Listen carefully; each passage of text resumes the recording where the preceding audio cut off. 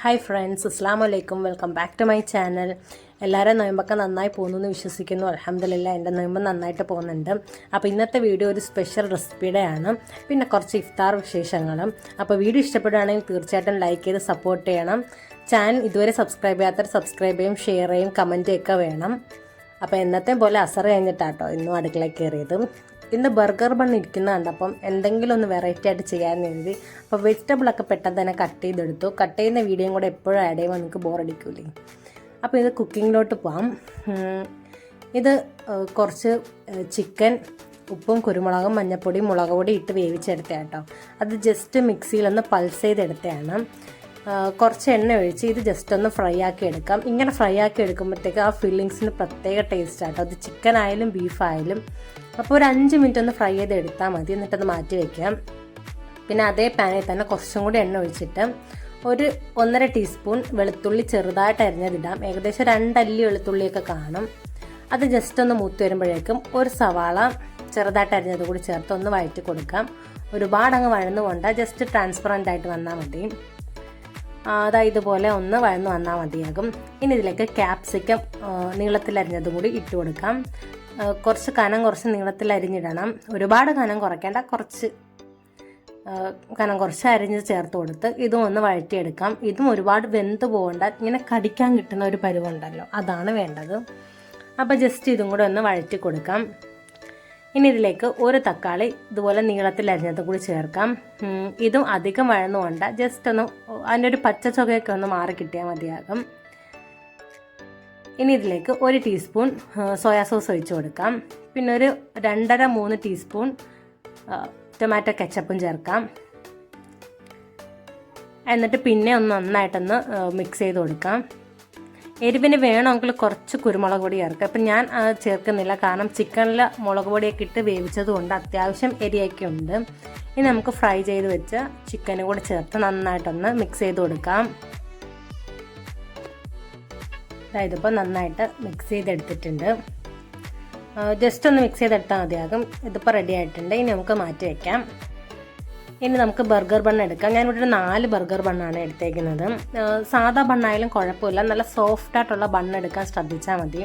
ഇതിപ്പം എൻ്റെ കയ്യിൽ ബർഗർ ബൺ ഉണ്ടായതുകൊണ്ടാട്ടോ ഇത് ഞാൻ എടുത്തത്. കുറച്ച് ചെറിയ ബണ്ണാണെങ്കിൽ കുറച്ചും കൂടി നല്ലതാകും. ഇതിപ്പം ഒരാൾക്ക് മൊത്തം ഫിനിഷ് ചെയ്യാൻ പറ്റുമെന്ന് എനിക്കറിയില്ല, കാരണം നോയമ്പൊക്കെ പിടിക്കുമ്പോഴത്തേക്കും വയറ് വല്ലാണ്ട് ഫില്ലാവില്ലേ ജ്യൂസൊക്കെ കുടിച്ച്. ചെറിയ ബണ്ണാകുമ്പോൾ കുറച്ചും കൂടെ നല്ലതായിരിക്കും. അപ്പം ഇത് നമുക്കൊന്ന് കട്ട് ചെയ്തെടുക്കാം.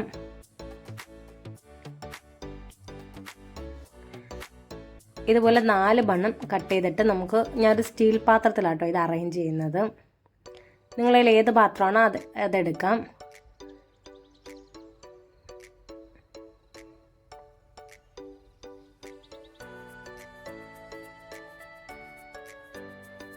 ഇനി ഇതിലേക്ക് വേണ്ടത് മയോണൈസാണ്. ഇത് ഹോം മെയ്ഡ് മയോണൈസാട്ടോ. കുറച്ച് തിക്കിൽ തന്നെ ഞാൻ അടിച്ചെടുത്തിട്ടുണ്ട്. അപ്പോൾ ഇത് നമുക്കൊന്ന് ചേർത്ത് കൊടുക്കാം.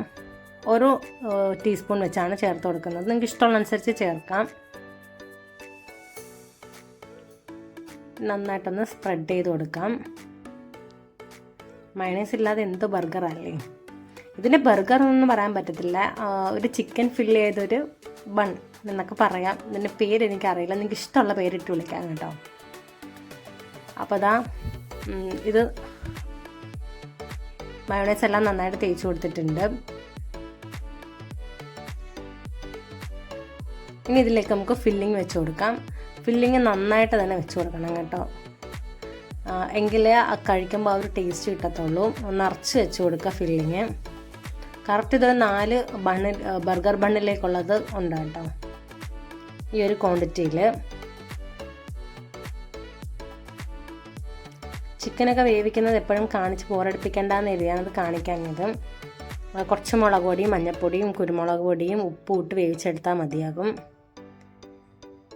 ഈ ക്യാപ്സിക്കമൊക്കെ അധികം വഴന്നു പോകാതെ തന്നെ നോക്കണം, അപ്പോഴാ കടിക്കുമ്പോൾ ആ ഒരു ഇത് കിട്ടും. നമ്മൾ ബർഗറൊക്കെ കഴിക്കുമ്പോൾ ക്യാപ്സിക്കം അങ്ങനെ ഇരിക്കുമ്പോൾ ഒരു പ്രത്യേക ടേസ്റ്റ് അല്ലേ, അതുപോലെ. അപ്പം നിറച്ച് നമുക്ക് വെച്ച് കൊടുക്കാം.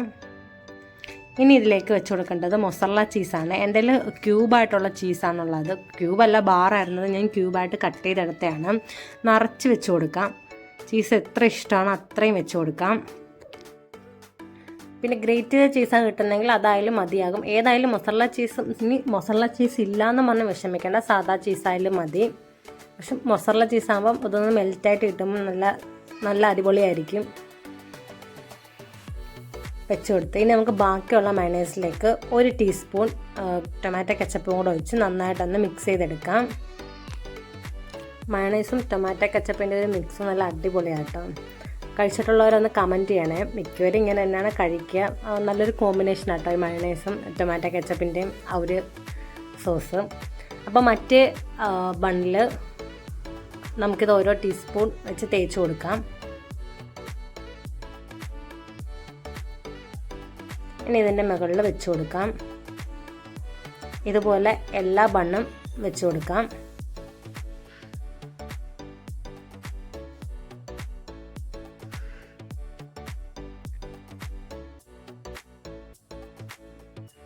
സെറ്റായിട്ടുണ്ട്. ഇനി ഇതിൻ്റെ മുകളിൽ ചെറുതായിട്ടൊന്ന് കട്ട് ചെയ്ത് കൊടുക്കാം. ക്രോസ് ആയിട്ട് ചെറുതായിട്ടൊന്ന് കട്ട് ചെയ്ത് കൊടുത്താൽ മതിയാകും.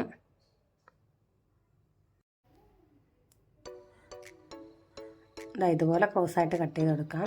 നല്ല സോഫ്റ്റ് ബ്രെഡ് ആയതുകൊണ്ട് നല്ല അടിപൊളിയായിട്ട് കട്ട് ചെയ്തെടുക്കാൻ പറ്റും. ഇനി കുറച്ച് ഹാർഡാണെങ്കിലും കുഴപ്പമില്ല, നമ്മളിത് ആവിയിൽ വെച്ചാട്ടോ വേവിക്കുന്നത്. അപ്പം നല്ല ബണ്ണൊക്കെ നല്ല സോഫ്റ്റായിട്ട് വരും. പിന്നെ ബേക്ക് ചെയ്തെടുക്കണമെന്നുള്ളവർക്ക് അങ്ങനെയും ചെയ്യാം.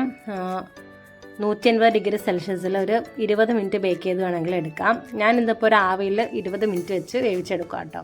അപ്പോൾ നമ്മൾ ഈ ക്രോസ് ആയിട്ട് മുറിച്ചെടുത്ത് കുറച്ച് മൊസറല്ല ചീസ് കൂടെ വെച്ച് കൊടുക്കുകയാണ്. അപ്പോൾ അത് മെൽറ്റ് ചെയ്ത് വരുമ്പോഴത്തേക്ക് നല്ല ടേസ്റ്റ് ആയിരിക്കും നമ്മളെ ഈ ബർഗറിന്. അപ്പോൾ ഓരോന്ന് ഫില്ല് ചെയ്ത് കൊടുക്കാം. ഇതെൻ്റെ ഓൺ റെസിപ്പിയാണെന്ന് വെച്ചാൽ അല്ല കേട്ടോ, ഇത് ഞാൻ പല റെസിപ്പിയിൽ നിന്നും എടുത്തതാണ്. പക്ഷെ സൂപ്പർ ടേസ്റ്റായിരുന്നു കേട്ടോ. പിന്നെ ഈ വീഡിയോയുടെ ഇടയ്ക്ക് കരച്ചിലിൻ്റെയൊക്കെ ശബ്ദം കേൾക്കുന്നുണ്ടെങ്കിൽ ക്ഷമിക്കണം കേട്ടോ, സാവി കരയുന്നതാണ്. അപ്പോൾ അതാ ചീസെല്ലാം വെച്ച് കൊടുത്തിട്ടുണ്ട്. നല്ലപോലെ ചീസ് വെച്ച് കൊടുത്താൽ അത്രയും നല്ലതാണ്.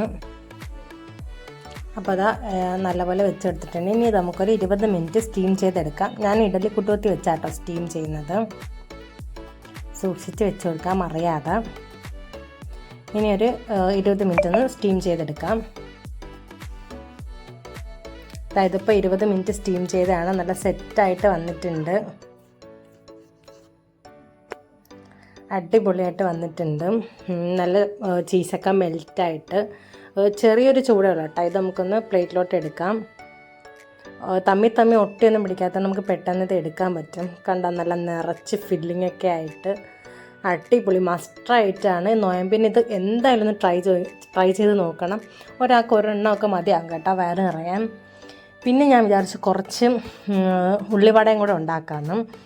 അതുകൊണ്ട് ഒരു 3 സവാള നീരതായിട്ട് അരിഞ്ഞെടുത്തിട്ടുണ്ട്. ഇതിൻ്റെയൊക്കെ റെസിപ്പി പ്രത്യേകിച്ച് പറഞ്ഞു തരണ്ടല്ലോ, എല്ലാവർക്കും അറിയാവുന്നതാണ്.